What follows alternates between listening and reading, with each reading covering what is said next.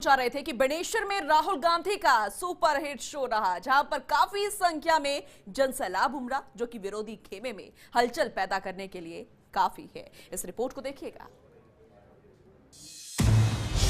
बेणेश्वर में राहुल गांधी का superhit show, सभा में उमड़ा जनसैलाब, जनता के उत्साह से गदगद कांग्रेस। हर गुजरते लम्हे के साथ राजस्थान का रण दिलचस्प मोड़ लेता जा रहा है। पीएम मोदी के बाद जब राजस्थान की सरजमी पर राहुल गांधी ने कदम रखा, तो बेणेश्वर की जनता ने राहुल गांधी का दिल खोलकर स्वागत किया। जनसभा में हर ओर राहुल गांधी की लोकप्रियता जनता के उत्साह के रूप में फिजाओं का हिस्सा बन गई और देखते ही देखते पूरा मैदान कांग्रेसमय हो गया। और फिर हर ओर से सिर्फ जो दिख रहा था वो था जनता का विश्वास, जिसके सहारे कांग्रेस राजस्थान में मिशन 25 को सफल बनाने में जुटी है। जनता के साथ को देखकर जनसभा में मौजूद कांग्रेस अध्यक्ष Rahul Gandhi, CM Ashok Gehlot, deputy CM Sachin Pilot और राजस्थान कांग्रेस प्रभारी अविनाश पांडे समेत तमाम कांग्रेसी नेता उत्साह में नजर आए। बेणेश्वर में जब कांग्रेस के हाथ को जनता का साथ मिला, तो कांग्रेस अध्यक्ष राहुल गांधी के तेवर से जनसभा स्थल कांग्रेस के मिशन 25 के सार्थक परिणामों की ओर इशारा करने लगा।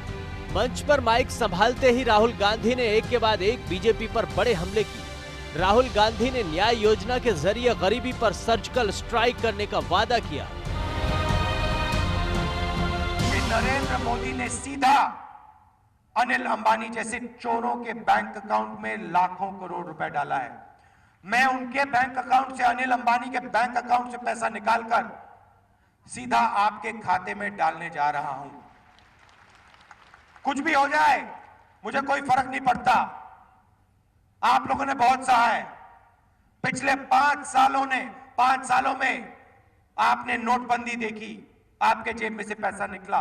गब्बर सिंह टैक्स लागू हुआ, आपके जेब में से पैसा निकला। पूरा का पूरा पैसा नरेंद्र मोदी चौकीदार ने अनिल अंबानी, मेहुल चोकसी, नीरव मोदी, ललित मोदी, विजय माल्या के जेब में डाले। राहुल गांधी यही नहीं रुके। राहुल गांधी ने पिछले 5 सालों के केंद्र की बीजेपी सरकार की एक एक नीति पर, बीजेपी की नीयत पर सवाल खड़े किए और जनता के सामने अपनी पार्टी का विजन रखा। गरीबी को हिंदुस्तान से हम मिटाने वाले हैं। किसान आए, उनसे भी थोड़ा कहता हूं। नरेंद्र मोदी जी ने आपसे कहा था कर्जा माफ करेंगे। उन्होंने आपसे कहा था सही दाम दिलवाएंगे। उन्होंने कहा था आपके खेत के पास फूड प्रोसेसिंग फैक्ट्री लगाएंगे। कर दिया काम? मिल गया आपको सही दाम? कर्जा माफ किसने किया आपका? कांग्रेस पार्टी ने कर्जा माफ किया। बात देश के अन्नदाता की हुई तो राहुल गांधी ने साफ कर दिया कि आने वाले वक्त में अगर केंद्र में कांग्रेस की सरकार आई तो अन्नदाता के साथ सच में न्याय होगा और सरकार कांग्रेस के लिए अलग से बजट लेकर आएगी।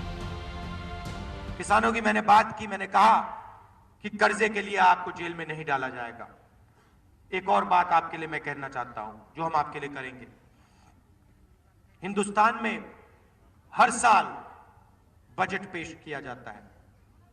पार्लियामेंट हाउस में हिंदुस्तान का बजट रखा जाता है।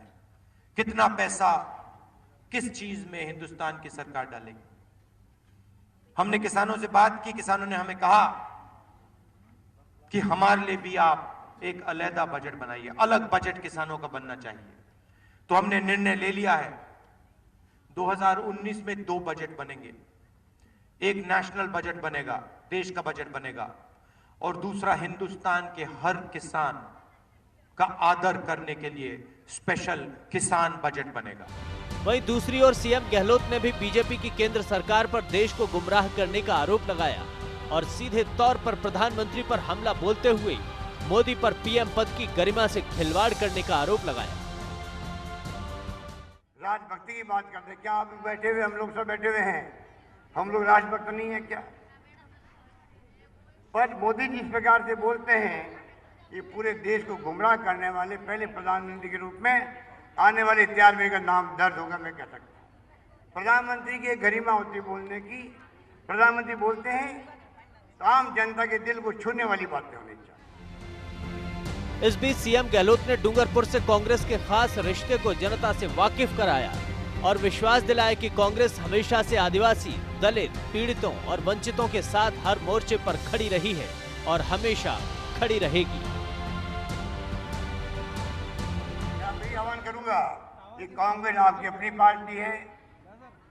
अकाल सूखा पड़ा 3 बार लगातार पड़ गया। जब आपने मुझे पहली बार मुख्यमंत्री बनाया था, हमने काम के बदले अनाज योजना शुरू करी, घर घर में गेहूं पहुंचा दिया। निजी काम खोलो, निजी कुंड बनाओ, कुआं बनाओ, कुछ भी करो, गेहूं ले जाओ। इतनी गेहूं की बोरी इकट्ठी होगी आपके घरों में रखने की जगह नहीं रहती। वो दिन भी आपने देखा होगा। इसलिए मैं कहना चाहूंगा कि कांग्रेस ने हमेशा आदिवासियों का ख्याल रखा है। राजीव गांधी प्रधानमंत्री बनते ही आपके बीच में डूंगरपुर आए थे, इसी जिले में आज हम बैठे हुए हैं। वो गुजरात गए, मध्य प्रदेश गए, उड़ीसा गए, सब जगह आदिवासियों में गए थे। आदिवासियों के प्रति कांग्रेस का क्या लगाव है वो सब आपको मालूम है। कुल मिलाकर साफ है कि जनता के समर्थन को कांग्रेस आने वाले वक्त की आहट मानकर चल रही है, जिसके चलते विरोधी खेमे में भी हलचल होना लाजमी है।